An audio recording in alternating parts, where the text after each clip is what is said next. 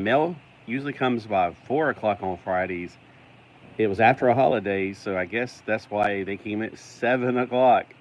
I was waiting and waiting and waiting and waiting. And if you know, most of you guys have your mailbox right outside of your house or wherever you're living.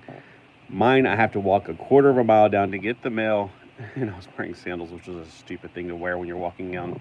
Anyway, but it finally came, and I was also, having to deal with phone calls from my dad called, and then I had to call my mom, and then it was just all just incredibly crazy afternoon waiting and waiting and waiting. So I didn't get back on.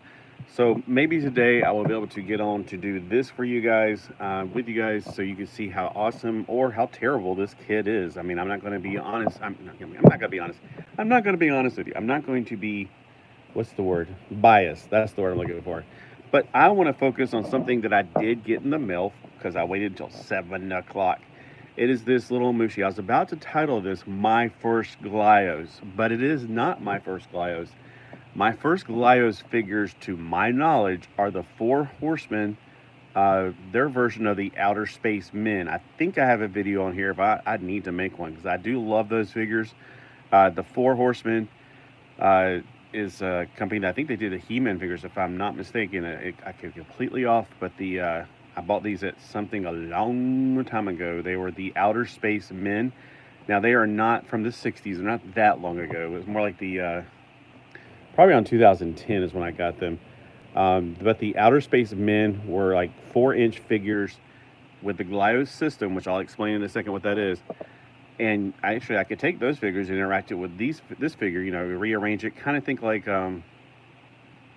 there's a lot of toy lines that are going through my head. Like one of my favorites is, what are they called? Mentec.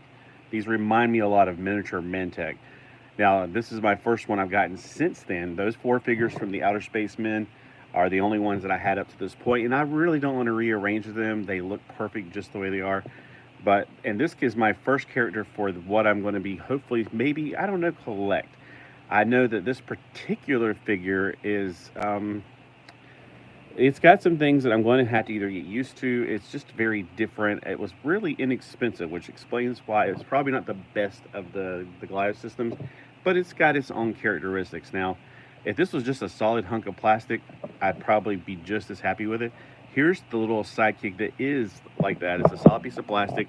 It has 0 Glyos points of articulation or anything. Like I thought, well, surely, but nope, nothing on here can be taken. It's just one piece of plastic. So I thought maybe, nope, there's nothing on it you can interact with the Glyos system. Not even little holes on its feet, which would be too small anyway, because those holes...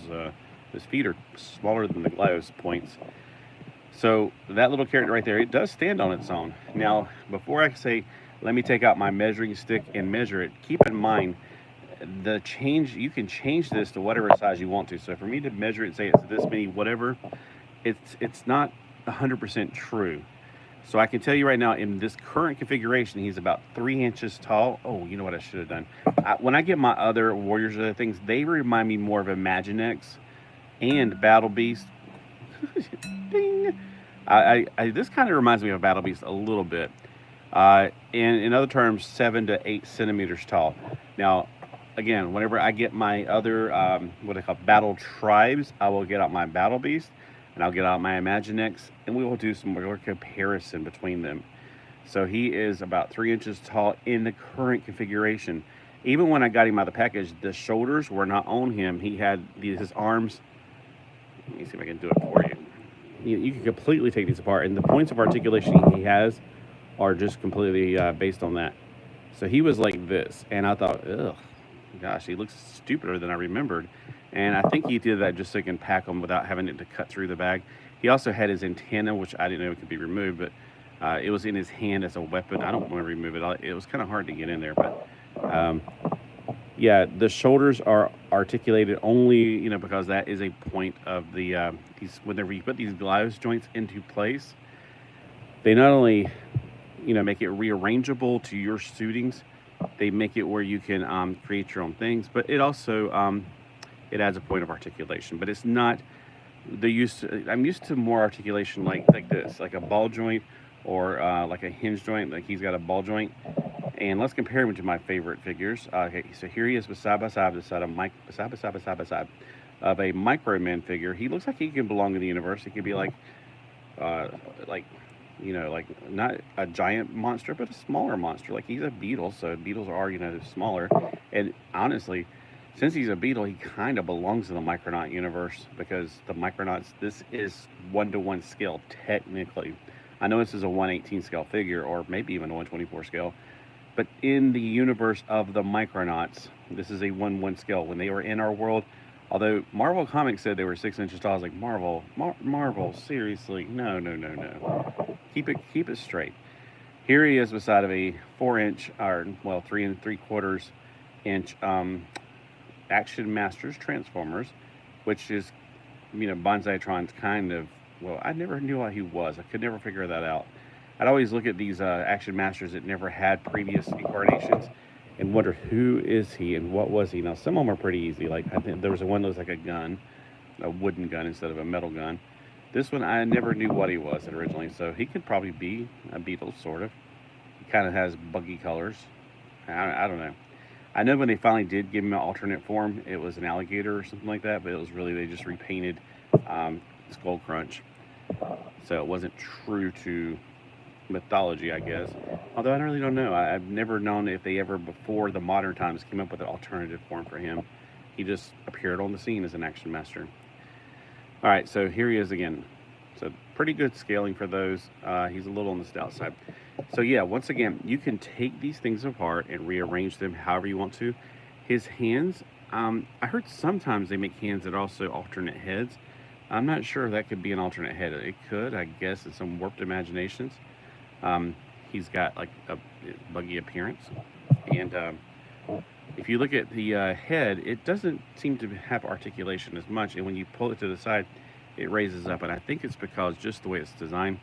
There's its Glyos joint, but it's got this little thing which is locking into place. I forgot I had a cat in here. I thought all you guys were outside. Oh, I lose the game again.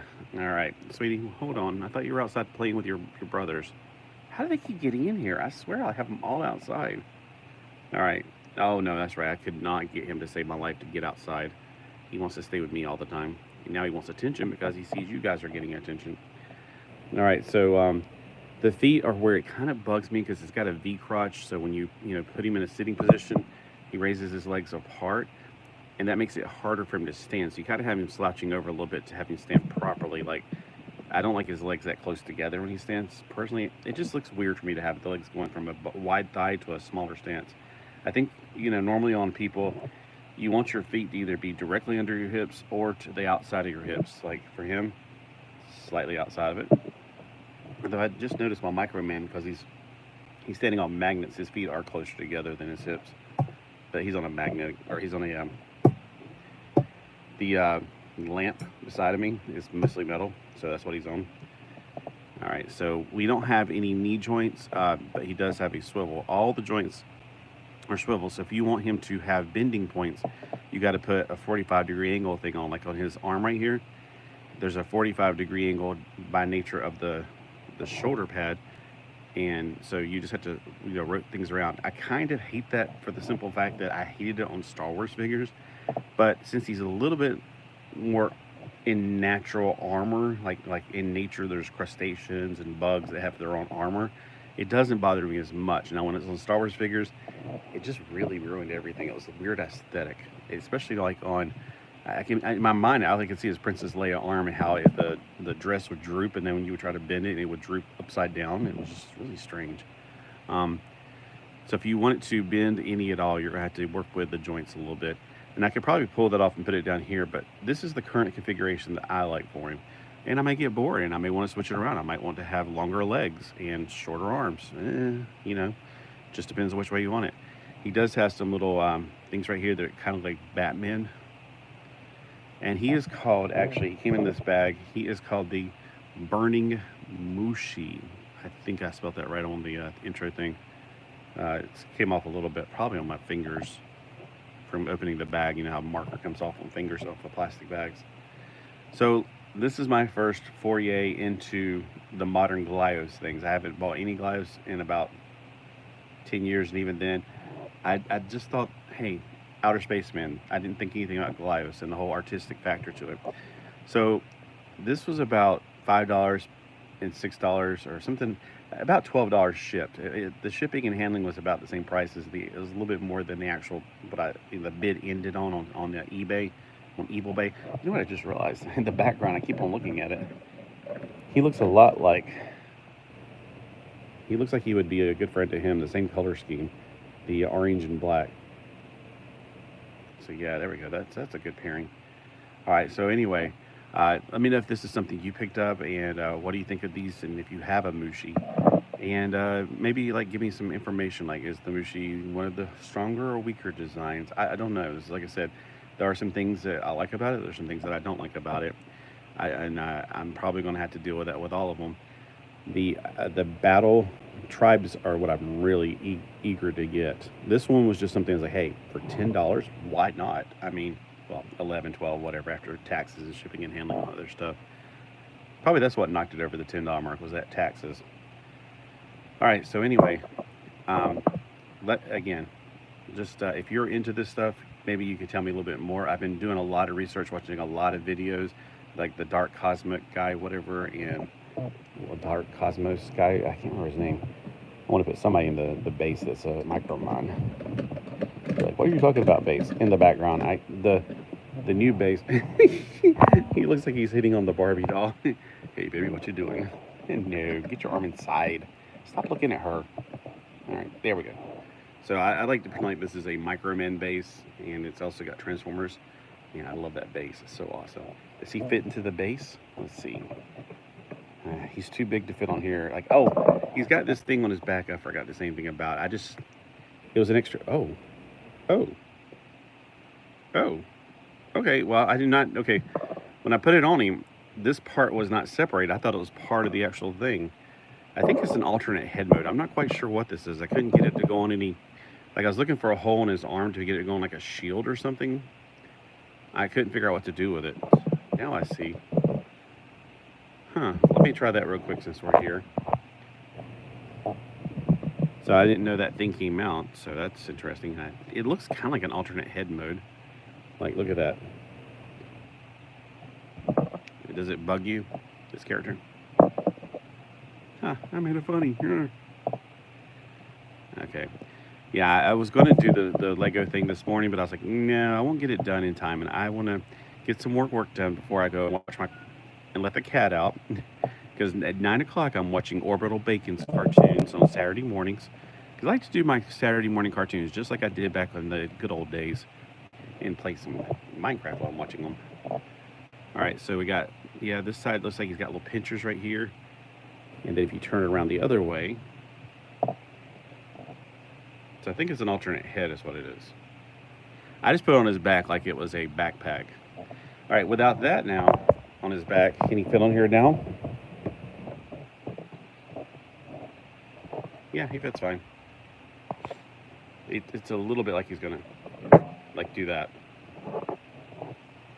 Well, I better go so I can let the cat go outside because he's so demanding. He wants to be around me all the time, and it's like I wanted to go outside and have a fun life and be around cats, not me. I'm boring. I want to be around cats and go run around and catch bugs. I know it's hot. It's 80 degrees before the sun rose this morning. And so the cats were like usually they're begging to go outside. But this morning they're like, nah, I don't really want to go outside. He was the last one to go, and then he came back when I went to get groceries, and then now he doesn't want to go, and now he does want to go, so who knows? He might not want to go. He might just be like, please pat me, please, I need patting. So that's just the way he is sometimes. I open the door, and I'm like, what do you want? You have food, you have water, you have the door open. What do you want? I think he just wants me to pet him all the time. I can't. Like last night, I'm so tired. He kept waking me up. He was being really annoying yesterday. I was actually petting him, and he started biting me. I'm like, going, all right, I'm not doing this. I don't like being bitten. I don't like being scratched. Like I get scratched with these cats all over. Anyway, so thanks for watching. And again, it's like father and pupae, or son. All right, let's go to the Boy Scout Jamboree, Buggy Buddy. All right, y'all have a great day.